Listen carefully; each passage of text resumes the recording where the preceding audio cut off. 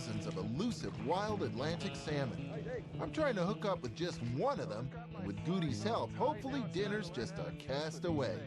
Well, you're great in the kitchen. Let's see if we can get you great on the water there, dear. I'm feeling like a fish out of water at the moment. Now, what is this? This is a great little tool for teaching. A foot of this yarn equals about a yard of fishing line. So it's good just to get the motions and get the feel and learn how to hold it, get the hang of the casting and the rhythm. You know how there's rhythm in kneading bread? Well, there's rhythm in casting. Okay. What you want are nice tight little loops with your line in the air, okay? So I'm just doing a little tiny motion, right? And you should always see this part of your hand. Okay. So if you come up and you cock your wrist, you're gonna get big knots in your line. You don't want a knot in your line because that's just where it'll break. Fine tuning. Fine tuning. You're kind of looking pretty good at this, Michael. When you make your final cast to put the line on the water, pretend there's a button. Press that button and that'll make your line shoot out nice and straight at the end. And then you cast at a 45-degree angle into the river. And you just let it drift down slowly. Then you pick it up. And what you want to make is a nice presentation of your fly to the fish. Presentation of the fly. This really does sound like cooking. Well, it does. That's right. And you know how you eat with your eyes, right? The fish does too. Wow. There. That was a sweet cat. That was good. That was a good one. My lessons went well, so I was ready to hit the river. But first things first, lunch. Okay.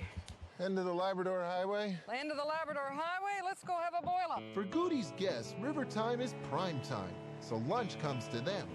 We stopped by a secluded riverside cafe to check out the menu du jour. We've got caribou stew. We've got some nice caribou sausage. Give you a real taste of Labrador. And we're going to make up some flummies now. Flummies? A baking powder biscuit. Yeah. Well, remember now, if you were a trapper, you couldn't carry fresh ingredients with you. So you'd have your flour and a bit of baking powder and add a bit of river water, purest water around. And we make a little biscuit and we put them in blobs, for the lack of a better word, in the frying pan, and they puff up and they make a nice crunchy outside. Sizzling in the pan was Randy's sausage from Goose Bay. Treat to try this caribou sausage. Everybody gonna try some?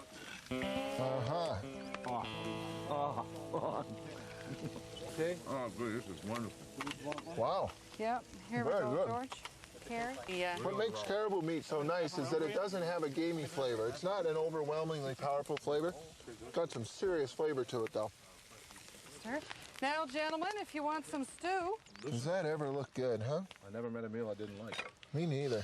Wonderful. Thank there you. We go. There you go.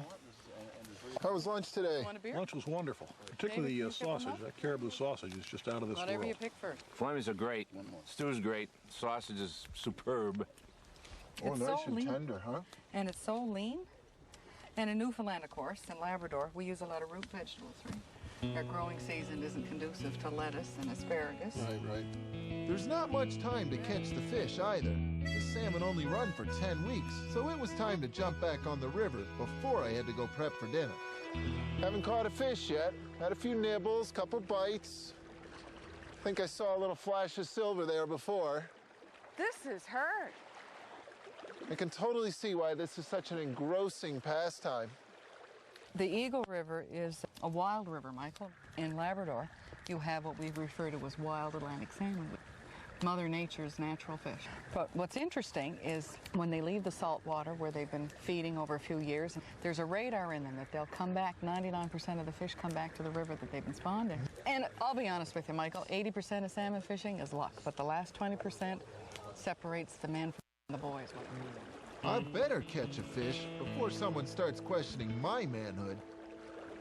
I think I've taken salmon for granted for way too long. You know, it's the kind of thing where you just pick up the phone, call the salmon guy. Next thing you know, you got a salmon in the kitchen.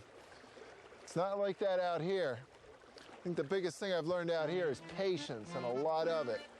When we come back, finally, a salmon meets his match. For more information,